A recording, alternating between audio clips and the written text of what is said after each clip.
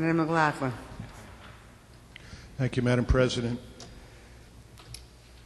I stand with many concerns about the budget proposal before us, but I think first I want to thank those who have spoken before me. Certainly Senator Markley's history lesson about the income tax and the constitutional spending cap implementation, I think, is very important and helpful for us to put into perspective some of the challenges we face as legislators with this decision before us today. You know, before session began today, I had a great group of fourth graders from Shelter Rock School in Danbury, and this circle was full of children. And they all sat down in the circle around the outside, and we talked about what was on the agenda for discussion today. And I talked about the budget briefly. And my homework assignment for them was to try to understand what $40 billion was. And so I said, when you get back home tonight, write it out on a piece of paper with a dollar sign, $40 billion, and count the zeros, and also try to figure out how many houses your family could buy, 4-bedroom, 3-bath houses in the city of Danbury, if you had $40 billion to spend, assuming that that house would cost a little over $400,000. And I was trying to give them that lesson just so they could understand how much money is spent by state government. Now, we talked briefly about how important state government is to our schools. I let them know that all of us here in the state legislature are very supportive of state government funds going to our local public schools, and Shelter Rock School is one that may get some more assistance than others, but a great school it is, and a great group of students that were here visiting us at the Capitol today. But a 10-year-old child, frankly, doesn't understand that we are placing burdens on them when they become an adult with our decisions today.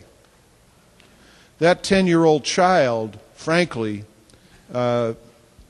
doesn't have a clue that some of the decisions of us kicking the can down the road, and sometimes I hate using that example, but frankly it's one of the best to describe what happens here in state government budgeting.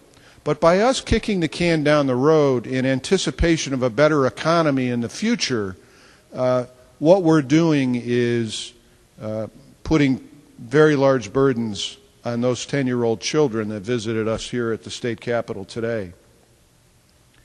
You know, I've heard a lot of discussion about the budget over the last several weeks.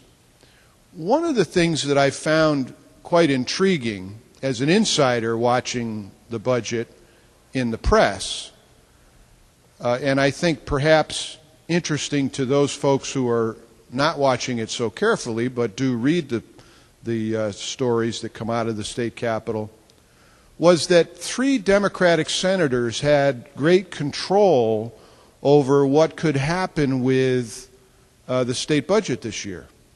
And that if any one of those possible 3 senators voted no, then the budget could fall apart. Well, us insiders understand what all that means, but that's where if you exceed the budget cap, you have to have what's known as a supermajority, not a simple majority, in making things happen. Well, when that was a possibility, I imagine those 3 senators who were potential no votes may have frankly enjoyed some of the extra attention from the powers that be. But what happened was a whole shift in policy. as a result of that obvious part of the budget process. You see, if you don't have a supermajority, which is what was intended by a vote to exceed the spending cap, we'll just change the rules. And that's really the heart of the problem that I have today. Changing the rules when the intent of the voters was something I think very different.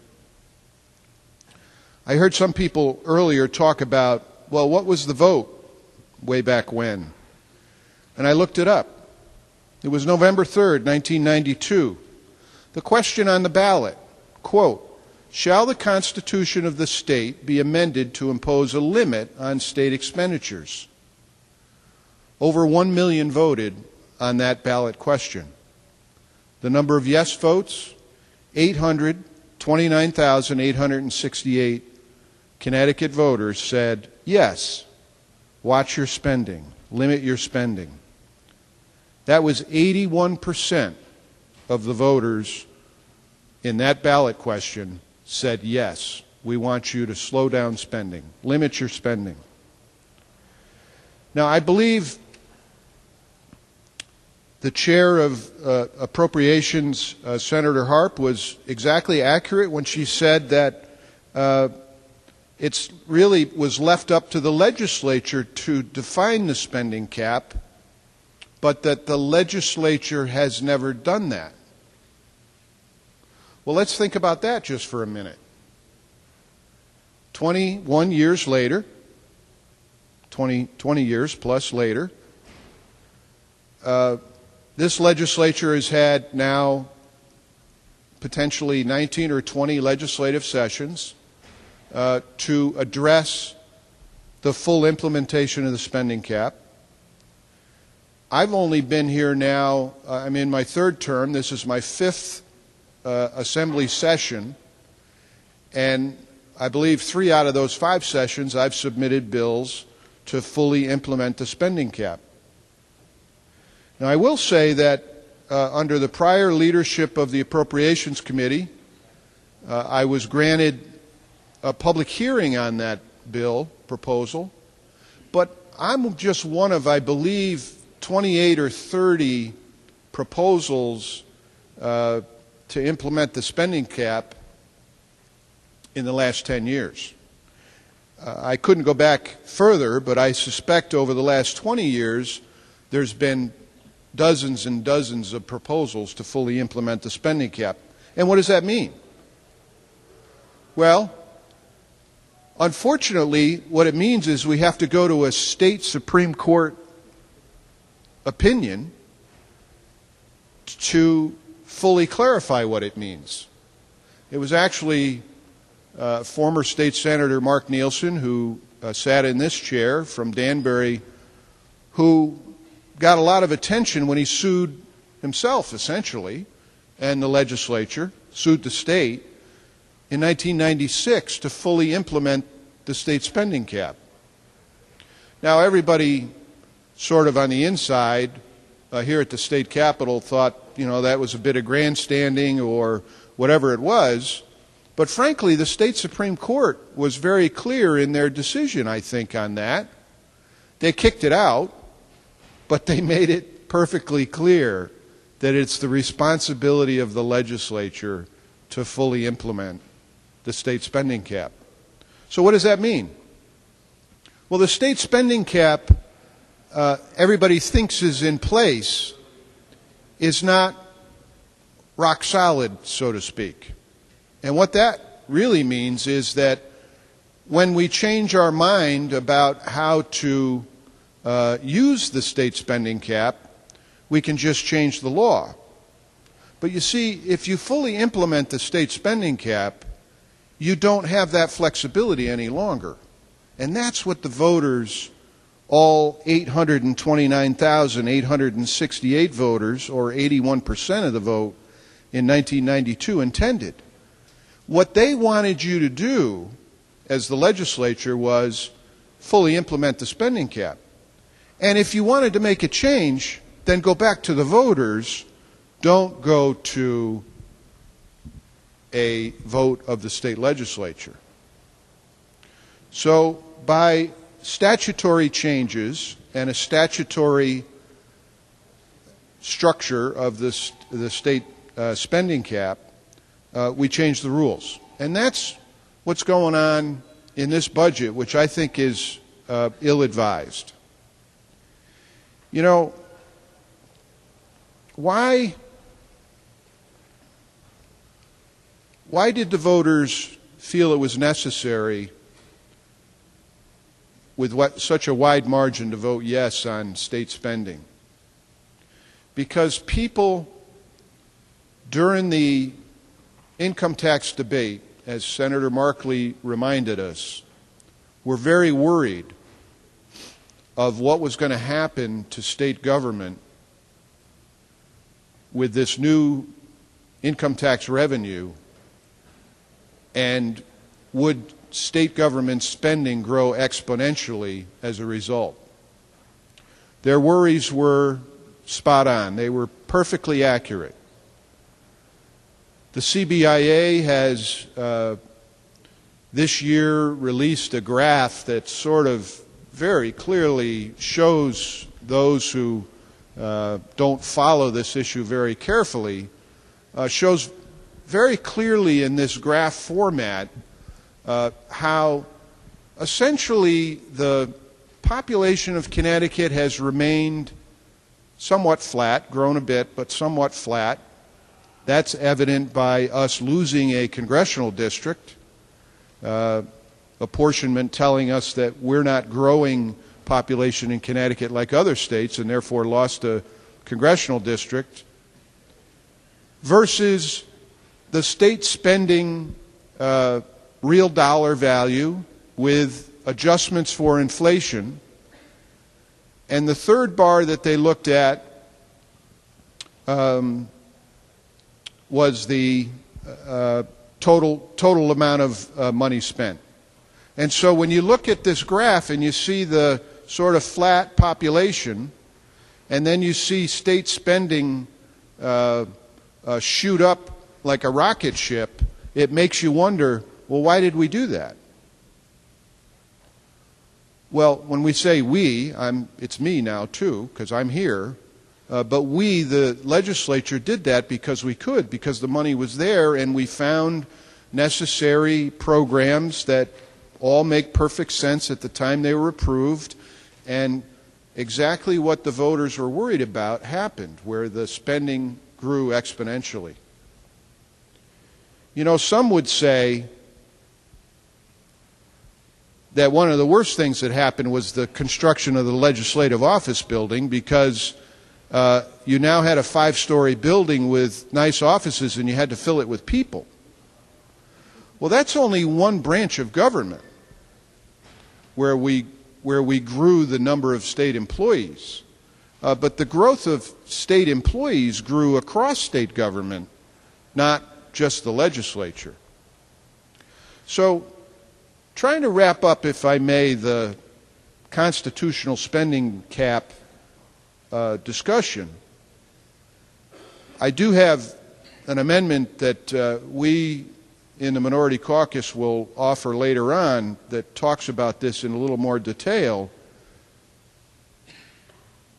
If the voters expected us to be responsible and keep in check our state spending, why in this budget document are we seeking all different ways to go through a maze, even a maze where you don't need a supermajority vote of this legislature, which is how it's happened before, to exceed the spending cap? Why are we going through this maze to find a way to spend more money? So I hear that it's federal dollars, and we're the only state, I heard someone say the only state in the country that doesn't net apportion or net appropriate Medicaid dollars.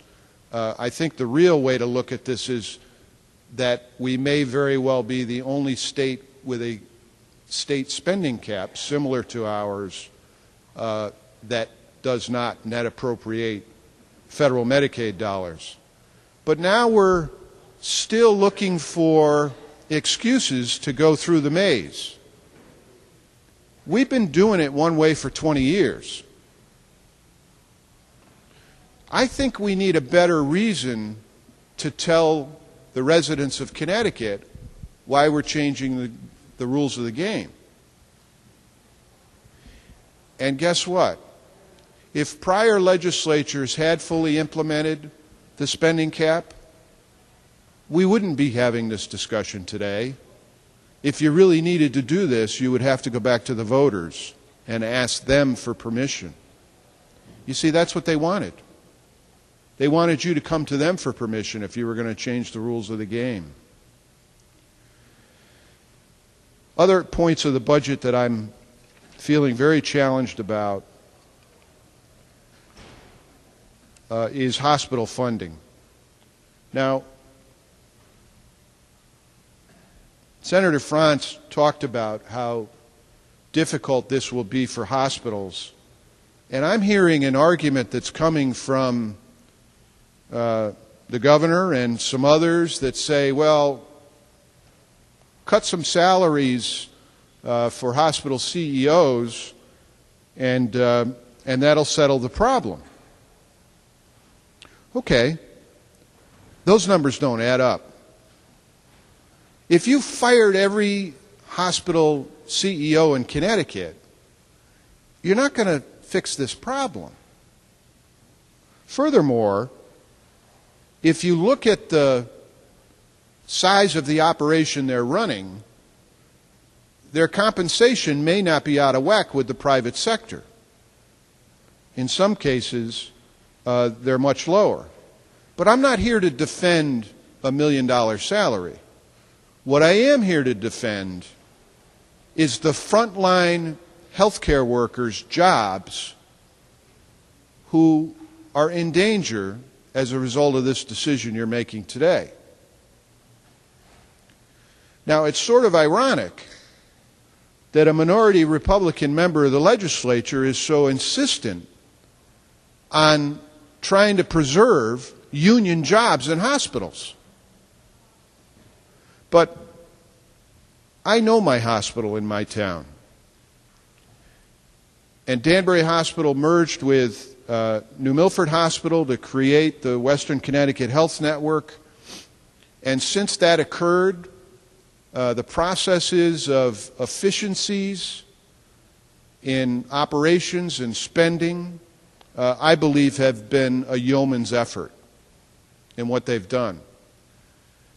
And unfortunately, some of those decisions did mean job eliminations. We've already had layoffs in both of those hospitals as a result of previous state spending cuts and other challenges in healthcare costs. But this $30 million hit to the Western Connecticut Health Network appears to mean in excess of 300 jobs in Western Connecticut that are in danger of being eliminated. Now, what I'm trying to understand is, if the majority leadership of this legislature and the governor is so driven by jobs, why are you making this decision? If it's so important for us to borrow hundreds of millions of dollars for 20 years at a time to encourage a private enterprise to stay in Connecticut or move 11 miles down the street or recruit a business with 40 jobs from another state and write multi-million-dollar checks to create and preserve jobs in Connecticut, why would the stroke of a pen and in this expenditure reduction are you going to wipe out so many jobs? So if $30 million in reductions to the two hospitals in Western Connecticut could potentially translate into a loss of 300 jobs, what does 518 million mean? Is that exponentially many more jobs? I don't have the answer to that. I've spoken to the management at Danbury. They've told me that they have preliminary plans, and they have a number in mind of positions that would have to be eliminated based upon this proposal.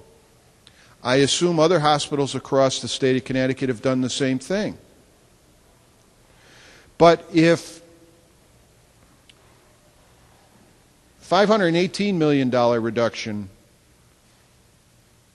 if $30 million out of a $518 million reduction is 300 jobs, how many thousands go away with this budget? And are you going to replace these jobs? Now, granted, some of them are administrative, although I understand in the case that I've looked at closely, the administrative functions have already been reduced dramatically. What we're concerned about right now is that these are frontline healthcare workers that will lose their jobs. Now, the one question that I didn't get answered was, what is the median income of the jobs that may be lost? I don't have that information. But it doesn't matter, because in Western Connecticut it means 300 families are quite dramatically affected. And I've got to believe that there are thousands more across the state. So some will say, okay, Mike, you don't want to cut $500 million to hospitals. What do you want to do in case of that, in place of that? Well, there's a lot of easy targets, some of which are new programs, some of which are benefits that have not been offered before, some of which are transferring operating dollars into bonding money. I mean, if there's a will, there's a way. But think about this for a minute. No state employee has to worry about a layoff. None. And I don't want a state employee laid off, if at all possible. But this is thousands of employees that are directly affected by this decision are out of work. Thousands. So we can't say in one point that claim that we're not spending more money, which I think we are. I have to agree to disagree with you on that. We can't claim that we're not increasing taxes. Wrong, again, in my humble opinion. I believe we are. We can't do victory laps around the state and say that we're an economic development engine and we're doing all that we can to encourage jobs to stay in Connecticut and to grow in Connecticut and to even recruit jobs from other places. And in one shot, 300 jobs in Danbury and New Milford hospitals, and thousands, potentially, jobs in other healthcare facilities across the state go away. That's ill-advised. I think this budget needs more work. I think that the decisions within this budget could easily fix this problem. Well, let me retract that. Perhaps not easily fix this problem, but I believe that this issue can be addressed in such a way that it is not going to mean more unemployed Connecticut residents. That's what we have to keep a focus on. We can't have any more unemployed in Connecticut. We're already at the bottom of the heap in many rankings across America.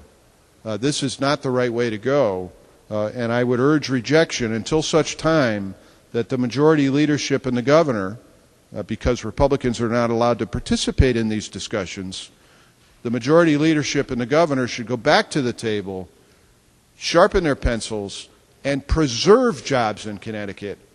Don't erase them. Thank you, Madam President. Thank you. Will you remind